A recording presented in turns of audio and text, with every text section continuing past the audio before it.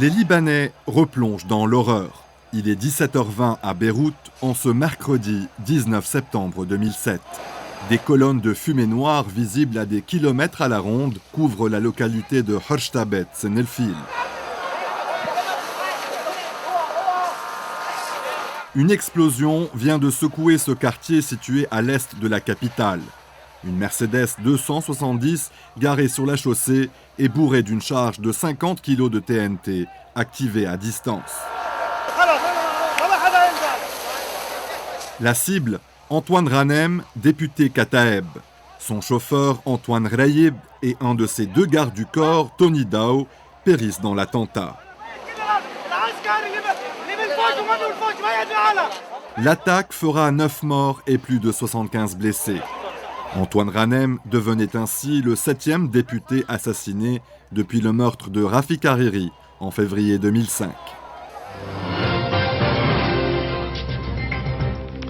Bonsoir et bienvenue à tous. Voici les titres de l'actualité de ce mercredi. Le retour du terrorisme à Beyrouth. Un député anti-syrien a été tué dans l'explosion d'une voiture piégée en plein quartier commerçant. Il y a 9 morts au total.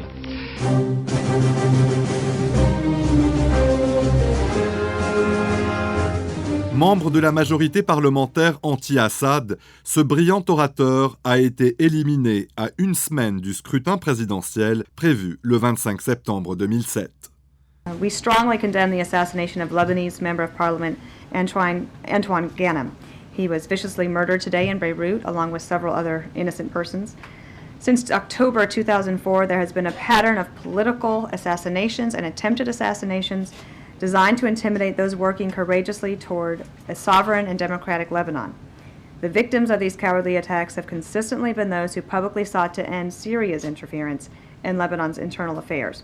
It is no coincidence that this attack comes as Lebanon prepares to elect a new president. Un assassinat portant la signature du régime alawite et de ses alliés sous pression à l'approche du scrutin. What is at stake today is the will of the murderers to disrupt the constitutional life of Lebanon, to deprive the Lebanese people and communities of their political rights in the framework of a united, sovereign and democratic Lebanon. The US and France, with their partners in the United Nations Security Council, are vigilant in protecting this process and the intra-Lebanese political dialogue. À cette époque, la disparition d'une poignée d'élus aurait fait basculer la majorité à la Chambre en faveur du camp du 8 mars, pavant la voie à l'élection d'un successeur au président pro-syrien, Émile Lahoud.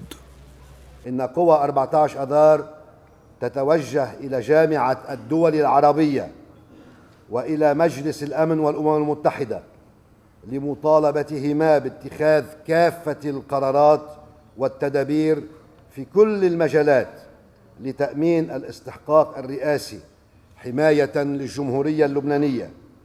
Who are the murderers, Mr. Sorry? Who are they? The accomplices, those who are protecting the Iranian and Syrian regime, they are the murderers, yes.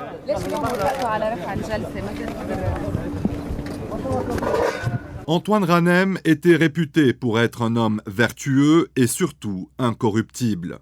Son engagement contre le pouvoir en place à Damas et son militantisme souverainiste au sein de la coalition du 14 mars étaient sans faille. والتي انطلقت شرارتها مع استشهاد الرئيس الحريري فعلت فعلها في القلوب والعقول بحيث استعاد اللبنانيون عبرها حريتهم وسيادتهم واستقلالهم وإن تكن الدولة العادلة والقادرة لم تقم بعد. L'assassinat d'Antoine Ranem, l'homme, l'humaniste, implique inévitablement une volonté d'annihiler tout ce qu'il représentait. Avocat de profession, il avait fait de la chose publique sa vocation.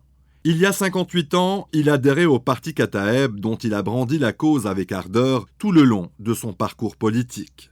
Titulaire d'une licence en sciences politiques de l'Université de Lyon, professeur, maître de conférences à la faculté de gestion de l'Université libanaise, Antoine Ranem conjuguait souveraineté et indépendance au quotidien afin d'asseoir les bases du dialogue interlibanais et de l'entente nationale.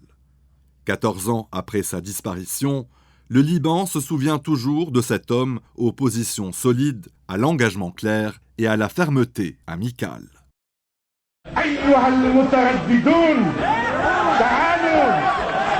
تعالوا وانظروا بعم العين أين هي كتائب لبنان كتائب العز والكرامة والمجد فالشرعية ابتدأت هنا ومن هنا واستمرت هنا ومن هنا وناضلت هنا ومن هنا واستشهد لها شهداء من هنا وهنا فتحت لهذا البيت.